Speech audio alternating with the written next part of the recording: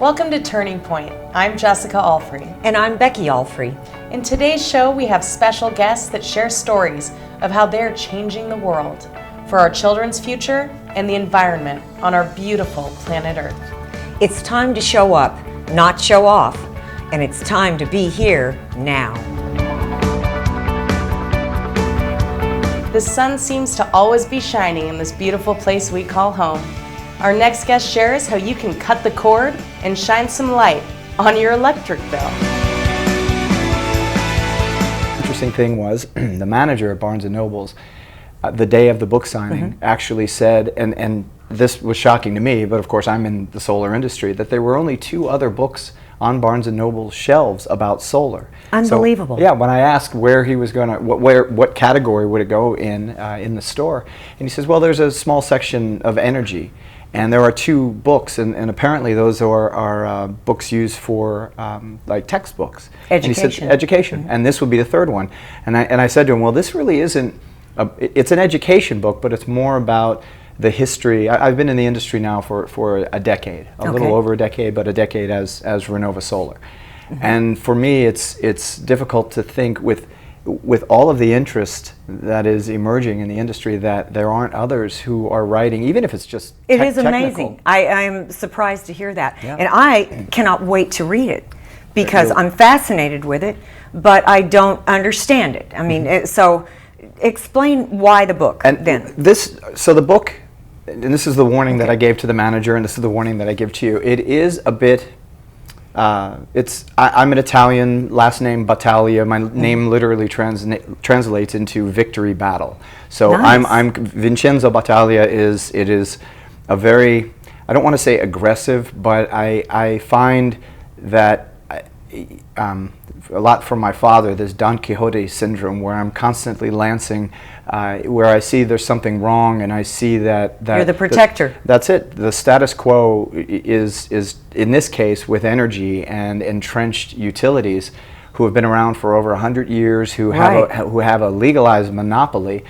They need to go. Absolutely. And I think solar- you're a Don Quixote right now. And I hate to, but I hate to. I mean, Don Quixote, we know what happened to him ultimately. Well, okay. Well, How about- you can have a different ending. There we go, and we'll create a new character. It'll be the Vincent Battaglia, the one who actually accomplishes what he set out to do. Exactly. The vision, and the vision overall is to cut the cord. Meaning, cut the cord is being used in when it comes to television and Right. cable. I'm talking about the utility cord. There is no longer a need for those electric transmission lines that we see running around. No I longer love need. hearing that. Now, there's no longer. We have a technology that can't even be called, say, transformational or disruptive, because it's real. It's here. It's now. Solar has been around since 1958, and that's in the book. I'll give a background of history. That's fascinating. And even prior to 1958, where solar photovoltaic, the electric conversion, was really revolutionized here in the United States by Bell Labs for satellite use. Prior to that, there's an interesting fact in the book. As I was doing research in 2008 and 9 into the industry, I discovered that I have a relative, Alessandro Battaglia, who in the 1880s was the very first person in the world, and anyone can Google this, and you'll see Google as well as there are papers that come from the University of Genoa, where Alessandro Battaglia was the first person ever to get a patent for a solar machine or a solar product. That's incredible. And so I to love fast that. forward, and then when I found that out, I thought, okay, there's purpose there. I mean, as strange as that may sound to some. Did you not know that? Didn't know that. Was not passed I down called through my your father. family? No, I called my father immediately and I said, do you know anything of an Alessandro Battaglia? Because my father is an immigrant from Italy. Okay. And my father is from a region called Castellamare di Stabia, which is south of Naples. I'm sorry, north of Naples, south of Rome. And apparently Alessandro was came from an area north of Rome, so there's no direct connection there, but the Battaglia family is essentially in that western region of Italy. They're in your genealogy. Exactly. And my father said, no, I don't know of anything direct. So what was your first turning point that made you fascinated with solar? When And as It in says the it book, in the book? it says in the Okay. book. I'm sorry, I keep Read the referring to book. it. So no, Okay. I hate to No, say that too. no, it's but, okay. But, I'm but I going would. to read It all it. does tie together. Right. And I will. We'll go to different places. Something We'll go on a happened journey that right made now. you- right. When in 1992, I left the United States when I graduated from Cal Poly in San Luis Obispo, and I went to Russia. Okay. And in Russia, the Soviet Union had fallen apart. What made you go to Russia? It probably a lot of CNN, watching CNN and Okay. watching Yeltsin stand up on the tank and declare victory over some state that I had only known about in Rambo movies, and my father, who was in the defense industry, had me very afraid, as most people were and as most politicians like to play on us. Another one of those misinformations that this Don Quixote wanted to find out for himself. I wanted to find out if that Soviet Union was really something to be afraid of. When it broke apart, I thought, well, something must have been wrong there. And in 1992, great opportunity. I just graduated. So you went there to visit or went there to live? visit. Yeah, I went for a week. Okay. And then that week turned into a year, and then that turned into 5 years, and it turned into 7 years. Fascinating. And while I was there, the destructive use of resources, the destruction of the environment, just the blatant rape of the planet and the oil and all of the gas that was being pulled out and continues to this day. I mean, they would destroy a building and they would take the rubble and just stack it somewhere else and then build another horrible building in its place. And they would never try to repurpose any of the building materials. Or when it came to energy, it was a horribly wasteful, centralized hub and spoke delivery of everything from hot water to electricity. And that is the least efficient way for a modern society that has the internet at its disposal to deliver. function, So, yeah, centralized is very inefficient because you're producing in one location and you're losing through inefficiencies and through losses, just general losses from heat and from travel. You lose that energy as it makes its way to the end user. What solar is a clear answer. It's a distributed generation. You create the energy at the site at which you need the energy. It's point and shoot. You point it to the sun. You explain it quite well.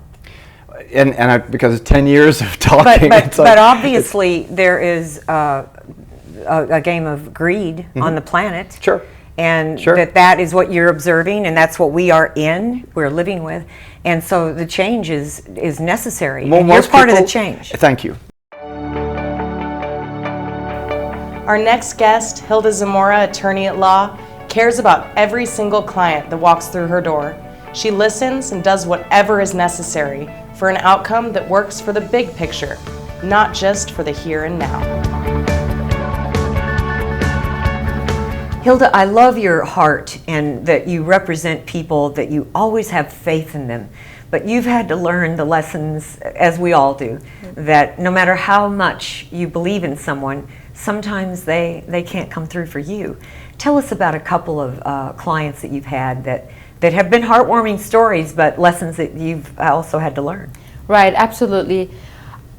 Working as a defense attorney really gives me the opportunity to be able to give that person, that individual, a second chance to starting all over, to regroup, to rethink things, and give it a second chance. But unfortunately, sometimes they're just not ready. And the way I pick my clients is I want to make sure that when they come and see me, I understand that they're broken. And I understand that sometimes they may be at their worst, and that's what I'm there for. I'm their counselor. I'm there to represent them. But most importantly, what's important to me, I want to make sure that they learn the lesson. Because if they don't learn the lesson, what's the point? What's the point? Exactly. I can go and represent them legally, but then they're going to be part of the vicious cycle of our judicial system, unfortunately, that once they get in, they never get out. They're repeat offenders. They're repeat offenders. So what I do is I open my heart to them, and I want to make sure that I just don't focus my analysis and my legal analysis as to the four corners of their complaint as to what they're being charged for a particular date and time. I want to make sure they learn their story and they take the time to get to know them as to what made them do what the allegations are claiming that they did. Once I understand their story, I can justify their story. Without me learning their story, I cannot justify it, and I cannot help them out. I had an incident or a client where he was accused of many things, many burglaries. He had over 4 strikes, and he was going to be sent to prison. And I begged and I pled and I made phone calls and I asked for favors because I believe in him and I wanted him to. And how old is he? At that time, he was probably like 23 or 24 years old, very young. And why did you go to bat for him so strongly? I met him when I was substitute teacher in Mecca. He was probably 14 or 15 years old. And I met his parents because I would take the time to get to know the family during parent conferences. And his mother reminded me a lot about what my mother was all about. Hard worker, dedicated, passionate about raising a good family despite every other factor pointing against them. Right. And I took it personal and it kind of resonated and it felt like home. So when he got in trouble, you wanted to help him? When he got in trouble, even when I was a bail bonds, I wanted to help him. Throughout the time, I wanted to help him. But I didn't realize that he didn't want to be helped. He was telling me what I wanted to hear in order for me to do my side of the bargain and then have him go. So we did. We accepted him into a program that would give him a second chance to rehabilitate, get into this program, an 18-month program. Right. And at the end of the 18 months... And it was the Coachella Valley Rescue Mission? Yes. He would stay there for some time. It's called Drug Court. It's a very successful program with people that really want to change and turn their lives around. Well, unfortunately for him... And but he made you think that he did want to turn his life around. He made me think, and he made his parents think, in order for his parents to pay for my services and to support him, that he was going to change and that he was ready to change, but he wasn't. He escaped twice he escaped the first time within hours, only 3 or 4 hours after being released.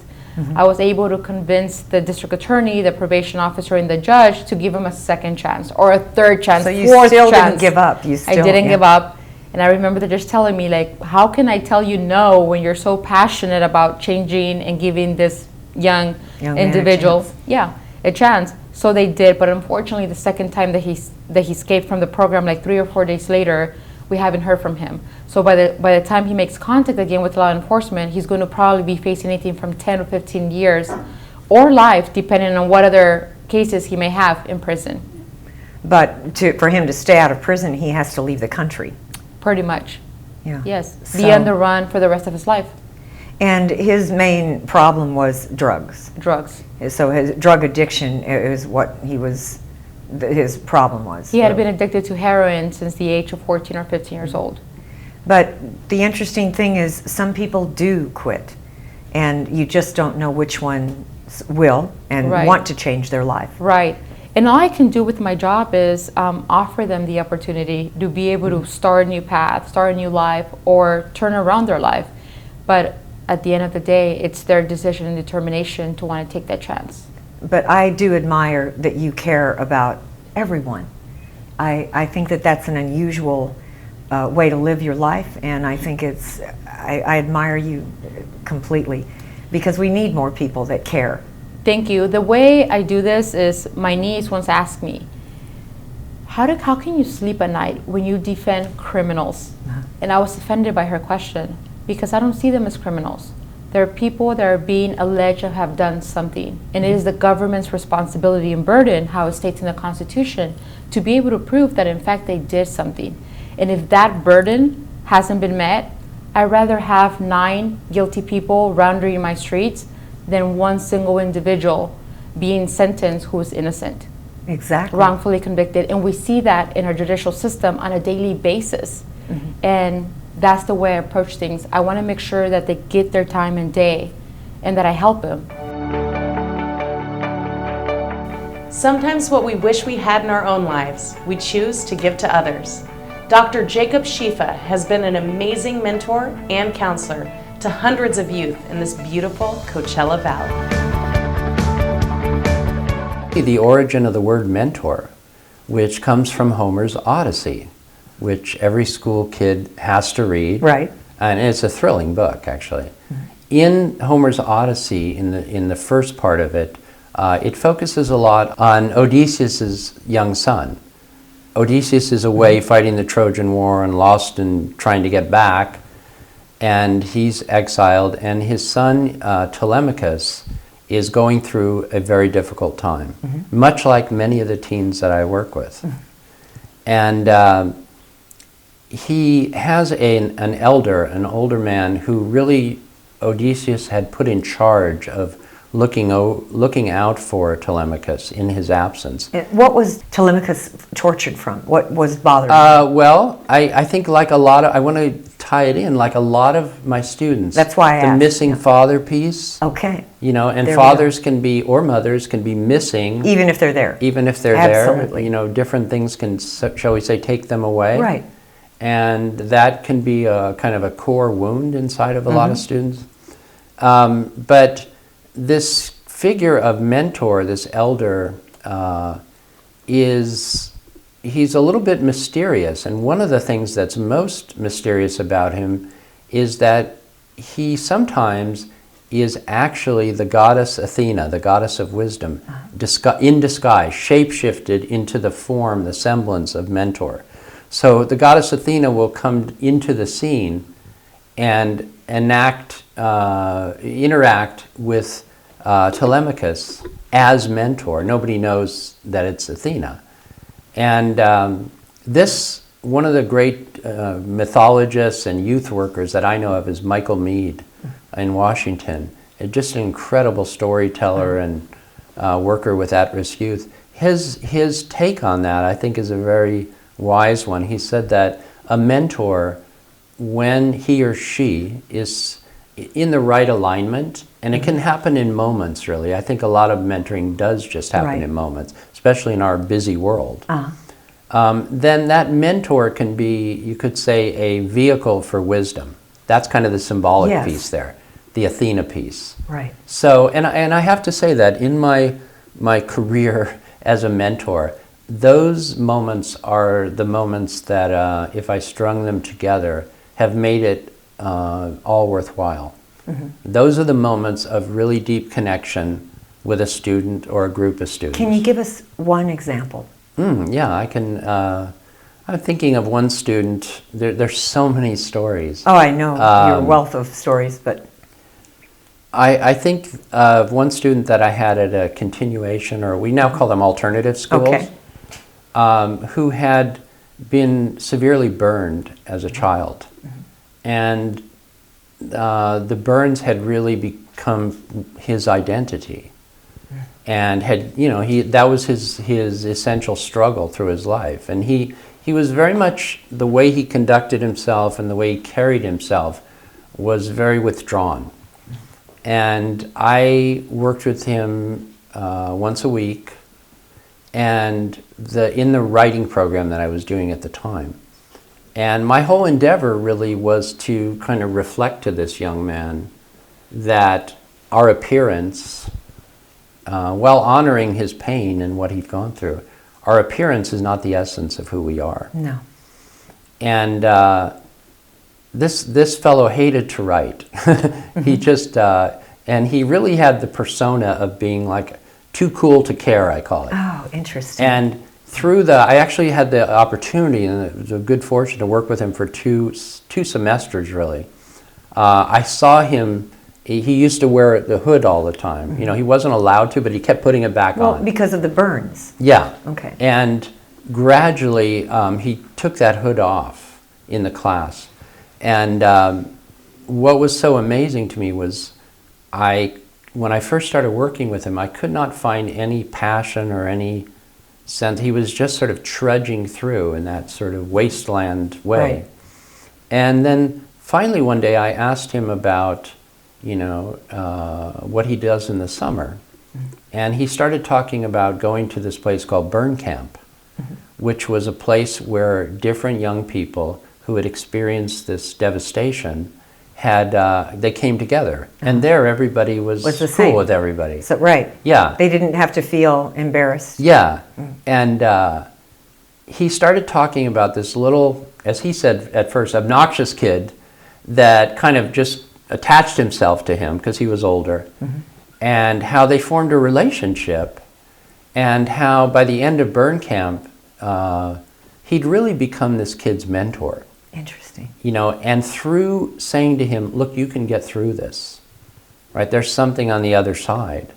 The kid started to, you know, kind of heal perk himself. up. Yeah. And what was so amazing for me was that here I was doing my best to try and mentor this young man. Right. And here he was doing mentoring in his own way. Plastic surgery isn't always cosmetic. Dr. Frederick shares why he chose to be a plastic surgeon and how making a difference gives his life meaning. There are a lot of women that after they've had children and they get a little older, they have some extra excess that in the tummy area, and they want to just feel perky and look younger. And tell us about the surgery that you do to help those women. Well, what pregnancy does is it expands the abdominal wall, and sometimes it also disrupts the rectus muscles, which are the six-pack muscles everyone loves to have.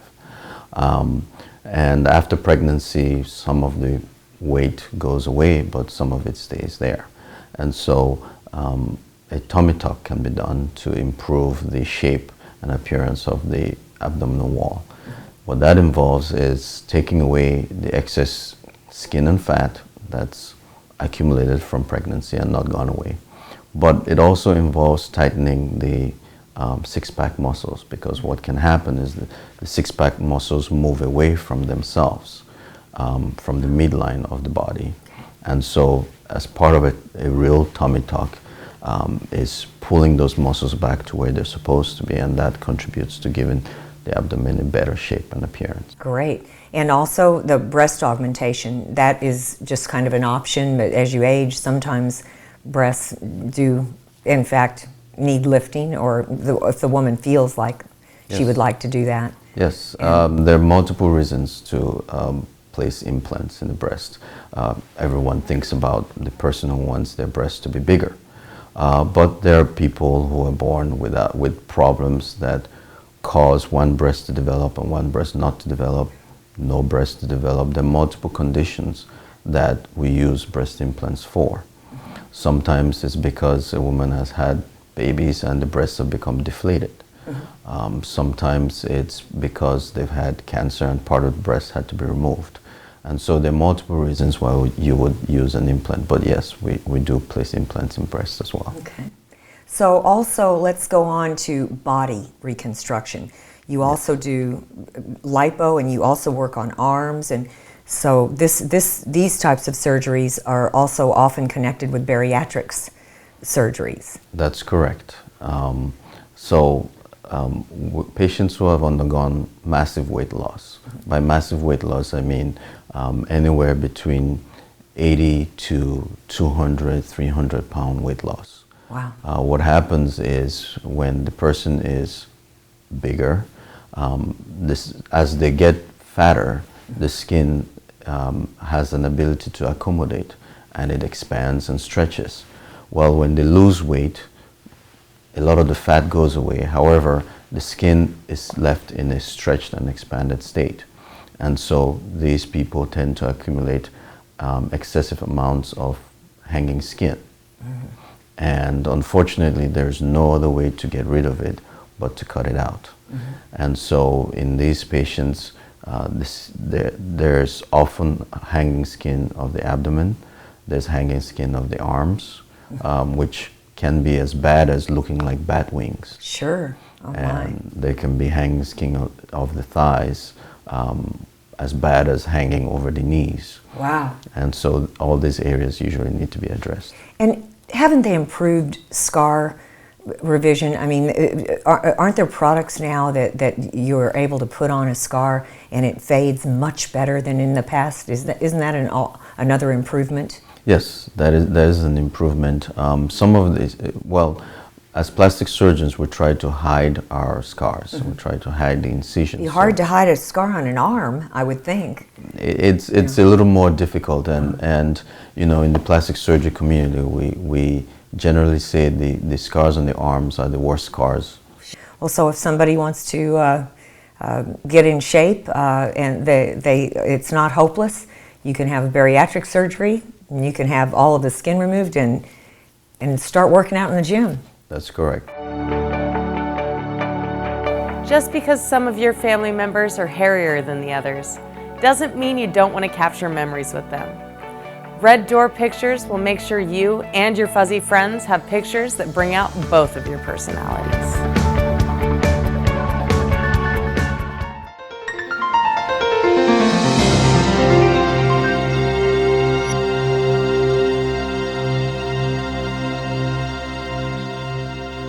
I started Pets and Their People because I love animals.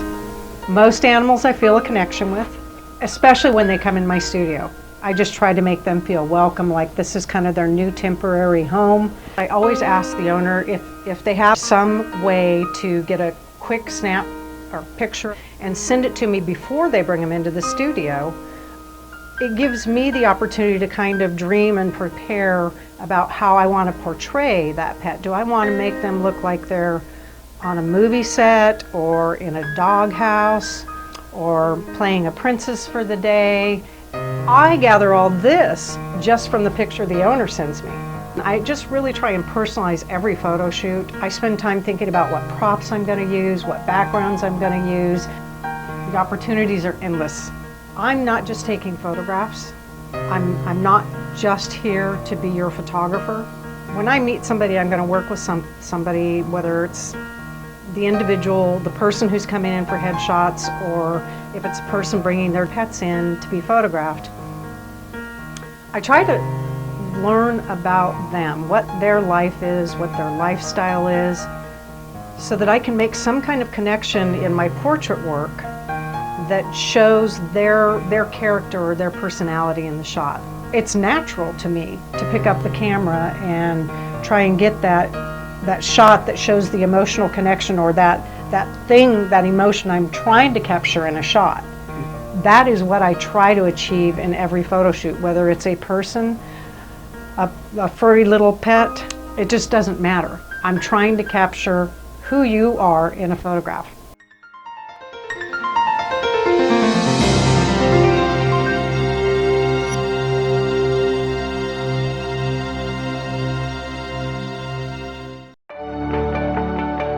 Thank you for watching today's show. If you have a turning point you'd like to share, please call the number at the bottom of the screen. The thoughts we think are powerful.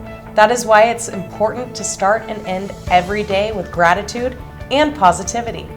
Fear is a wasted emotion. It does not serve us. As our good friend Yoda said, fear is the path to the dark side. Fear leads to anger, anger leads to hate, and hate leads to suffering. So let's follow the light into a happy week, friends, and thank you for watching.